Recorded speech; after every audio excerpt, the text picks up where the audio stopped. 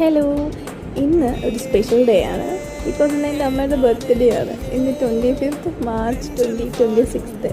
ഈ വീഡിയോ ഞാൻ അമ്മയ്ക്ക് കൊടുത്തൊരു ചെറിയ സർപ്രൈസിൻ്റെ വീഡിയോ ആണ്.